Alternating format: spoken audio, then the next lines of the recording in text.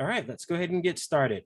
My name is Martez Reed, Director of Technical Marketing with Morpheus Data, and we're walking through this Morpheus technical brief on AWS Cloud Formation. Before we jump right into AWS Cloud Formation and the integration in the Morpheus Platform, let's walk through the Morpheus Platform itself. Morpheus Platform really focuses on three key areas from a IT management perspective. We're looking at workload lifecycle management, automation and orchestration, and costing and analytics.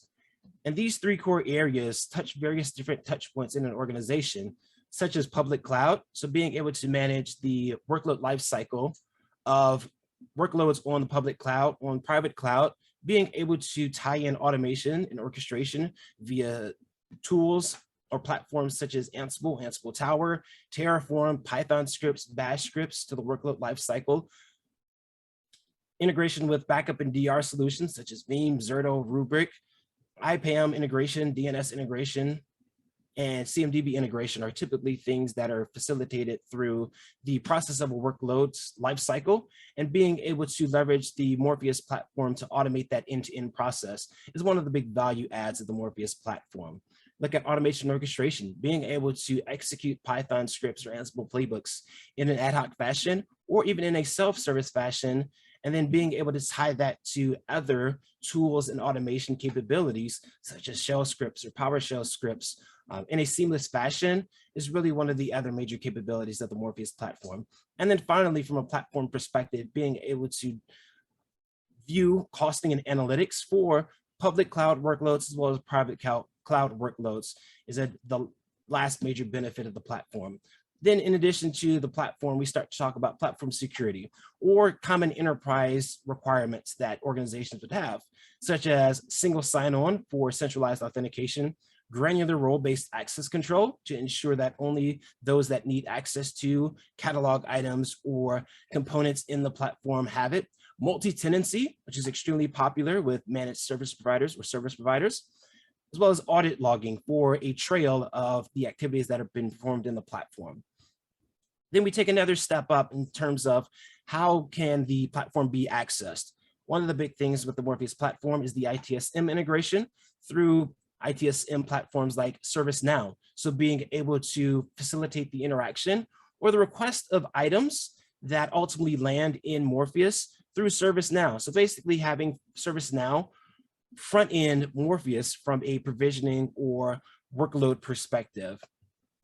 There's a full fidelity API, a CLI. One of the things that's also been worked on recently is the Terraform provider. So being able to utilize Terraform to configure and manage Morpheus instance as well as being able to request instances in Morpheus through a Terraform provider, the native UI, as well as a service catalog, which is a simplified request experience.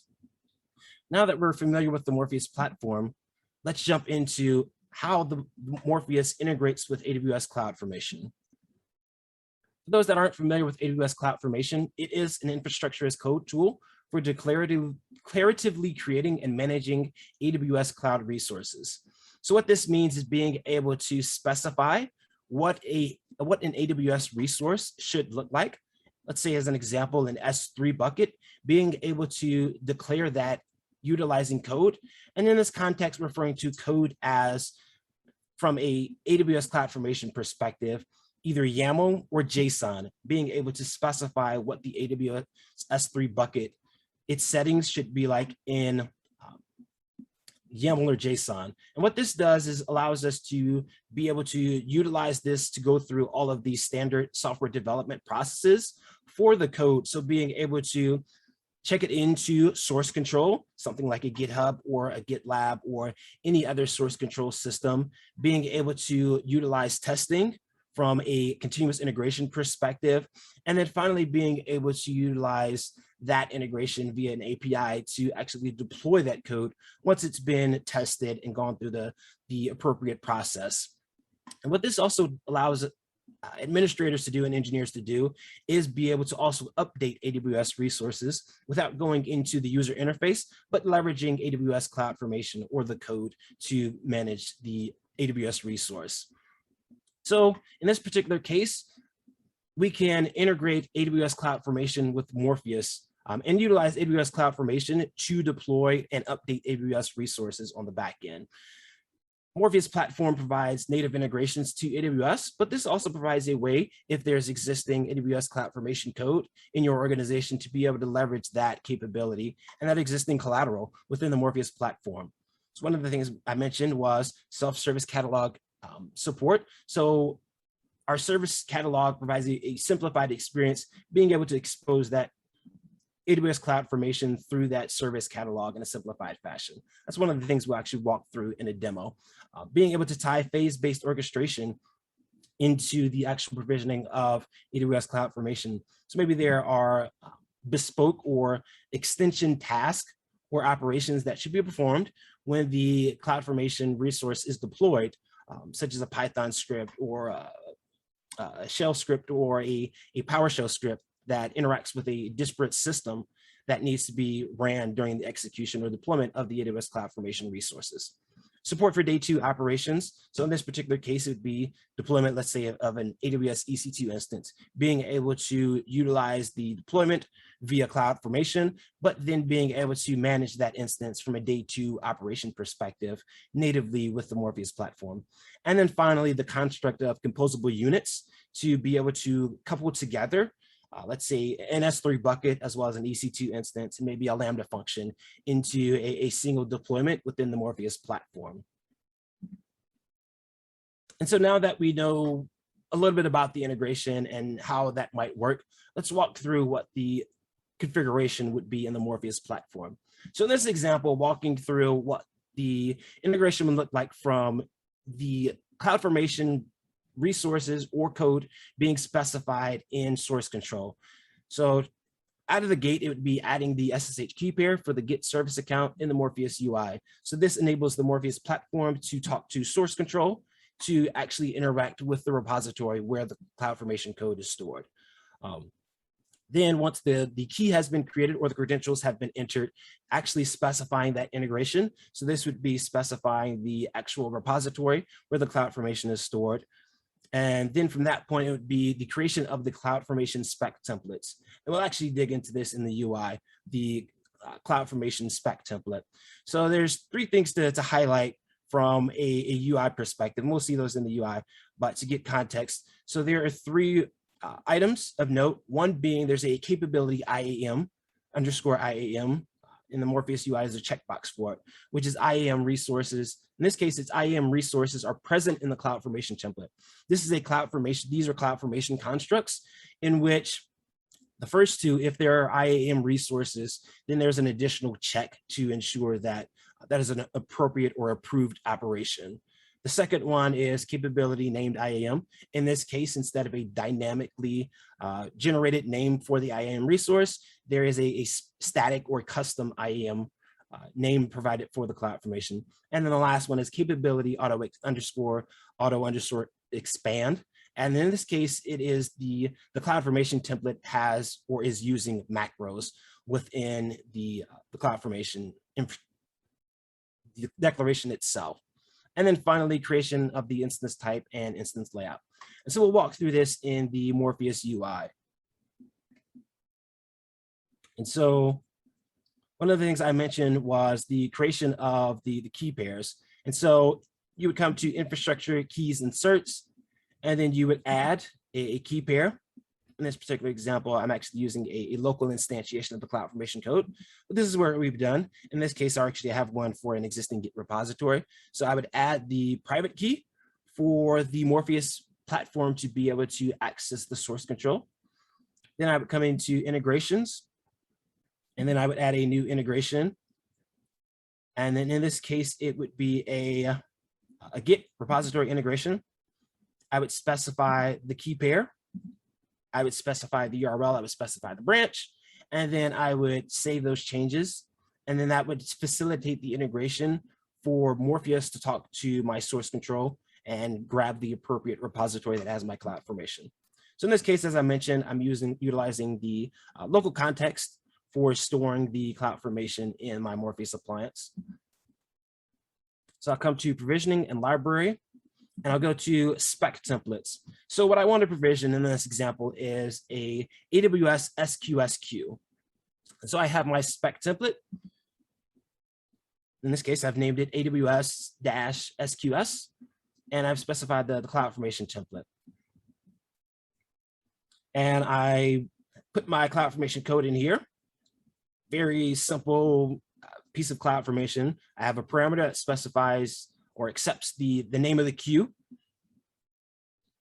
And then I've provided a reference to that parameter in my resources section, specifies just some static settings for message retention period and visibility timeout. Those could also be parameterized and exposed via the Morpheus UI. And here we have those three options that I mentioned earlier. So capability IAM. In this case, I am not creating any IAM resources in my CloudFormation, so there's no need for me to check this. Similarly, I do not have a named IAM resource either, so I don't need to check that box.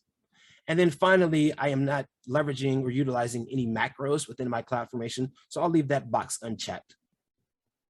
So I'll close that out. And what I want to do is then bubble that spec template up to a higher level construct.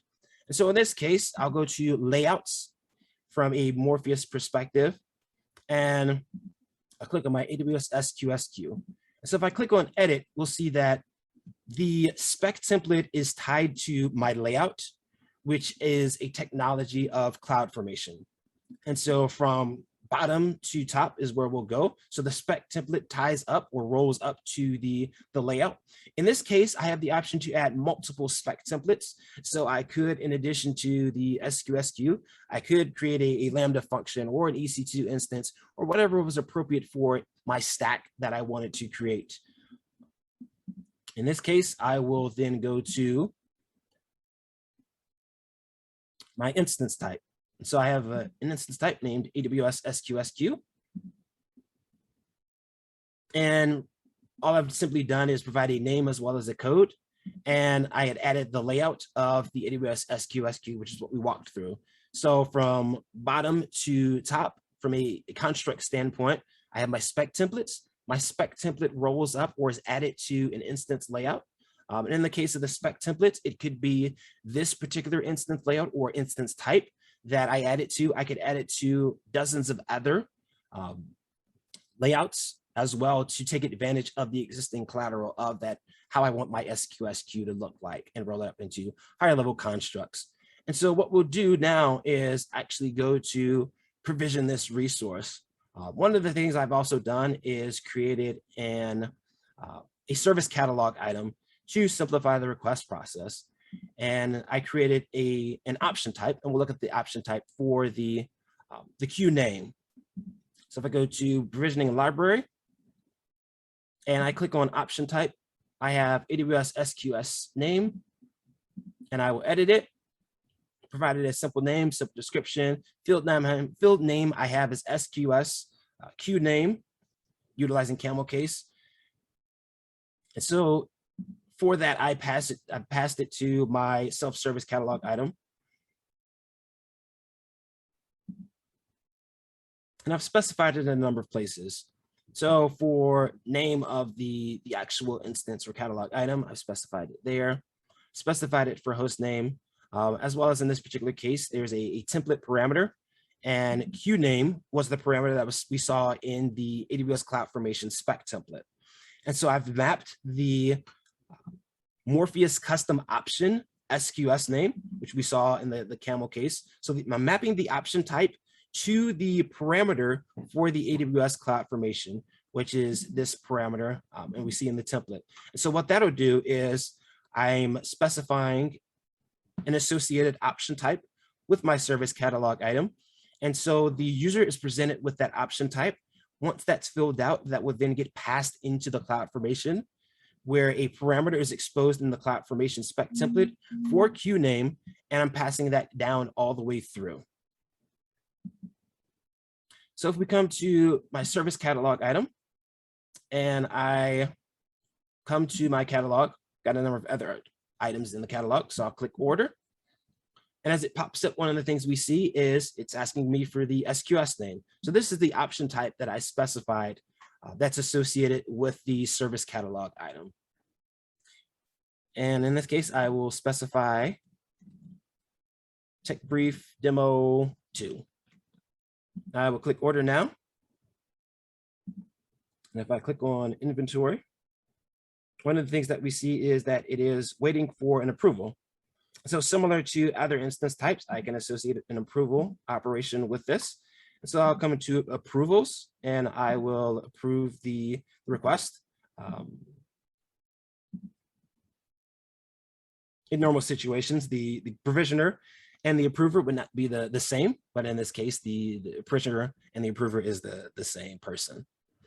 And so I will go to the resource. And one of the things we can see is it created extremely fast, but from the instance itself, on the state tab, we can see information about the CloudFormation stack that was deployed. So we can see things as far as stack info. One of the things to actually mention is that we did not see me actually enter in any credentials. So how did the resources get created in AWS? It wasn't just automatically done or magically done, so to speak. It was automatically done. So one of the things I specified was the instance was associated with a particular cloud in Morpheus. And so if I come to infrastructures and I come to cloud, one of the things we didn't see in the service catalog was that I associated the service catalog item with my this particular cloud. And so this particular cloud is scoped to US East 1. And so in this case, it's utilizing the credentials that have already been specified or entered in for the cloud construct in Morpheus to provision the resources utilizing or via the AWS CloudFormation. So that's why there were no credentials that were entered in, and it greatly simplifies the process of creation of those resources. And so in this case, it's scoped to US East 1. And if I decided, I wanted to create resources in other regions, I would, in this case, add additional clouds that are scoped to those specific regions. And so if I come back to my operations and I click on my instance, where did my instance go? All right, so tech brief demo 2. So come back to state. So we see the status says create complete. We see additional information. We see like things like the stack name. We see the drift status hasn't been checked yet. I haven't done a refresh yet. We see the creation. We see what the actual CloudFormation looks like. We see events. So we see that it walked through the sequence of events to create the actual CloudFormation stack.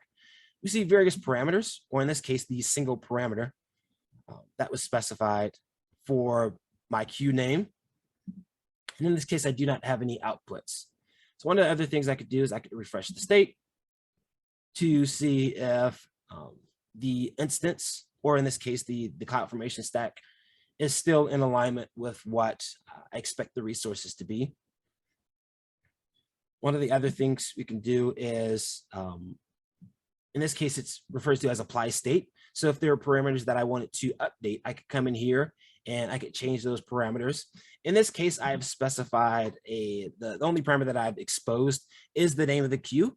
In this case, it would be a destructive operation to recreate the queue, given that it's a complete name change, but I could do that from here, as well as if there were additional parameters, if I expose those timeouts and some of those other parameters that we saw were in the CloudFormation, I could make those changes through here to update my CloudFormation stack. And so in this case, this is provide a really simple way to request an SQS queue from AWS and be able to utilize in this case, the Morpheus service catalog to simplify the process, where there was simply just the queue name that was exposed. This takes advantage of existing, as I mentioned, existing collateral that may have been created by your organization utilizing AWS CloudFormation, and providing a simple, easy to use user interface for the CloudFormation without providing AWS console level access. So as we get ready to wrap up, we'll touch on a few things. If you would like to get hands-on and experience the Morpheus platform, so be able to walk through some of these things yourself, we do have a Morpheus community edition that you can download from the Morpheus Hub, and install in your local environment, or AWS or Azure or GCP, whatever environment, and start utilizing the Morpheus platform to see how it can best benefit you as well as your organization.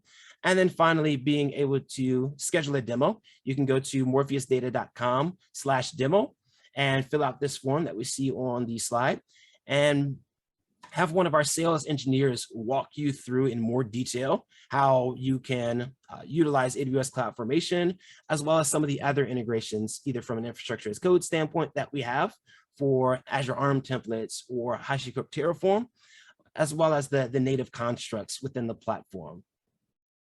So someone has a question. In the demo, can you show how to attach workflows to CloudFormation-based templates? Yeah. So in this case, I was utilizing an instance. So one of the things we can do is, if I go directly through provisioning of the actual instance itself and don't utilize the service catalog, I can specify in the service catalog as part of the process, but it's easier to walk through it in the more robust user interface. So in this case, AWS SQSQ, same instance that's associated with the service catalog item. In this case, I can do PF brief demo. I select the environment, specify queue name,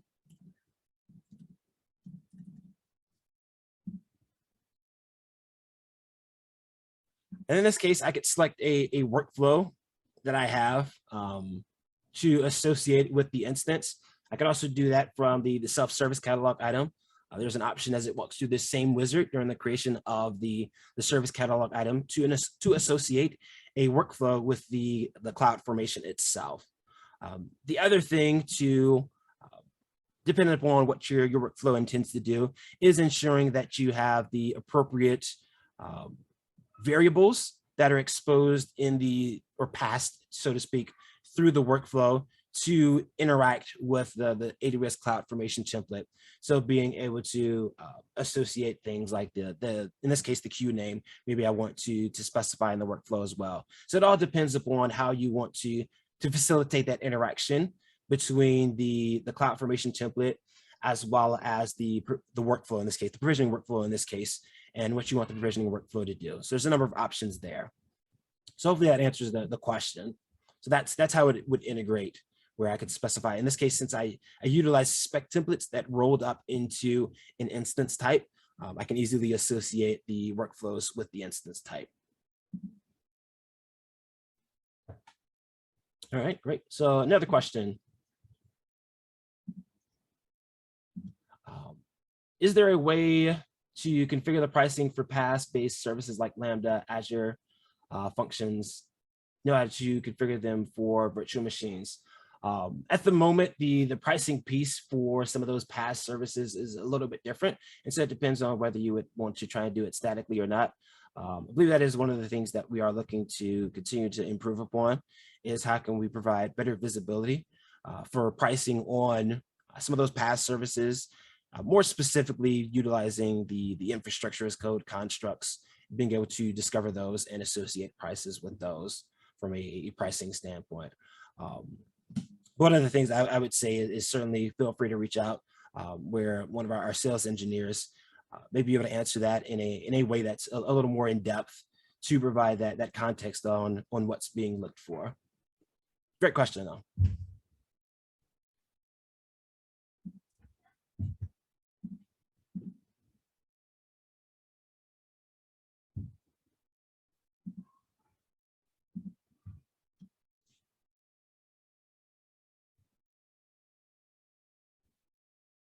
All right, well, that's it for questions, which it seems like. As I mentioned, feel free to reach out to our Morpheus sales engineers via morpheusdata.com/demo, as well as on Twitter or in social media. Feel free to reach out to Morpheus with any other questions that you may have.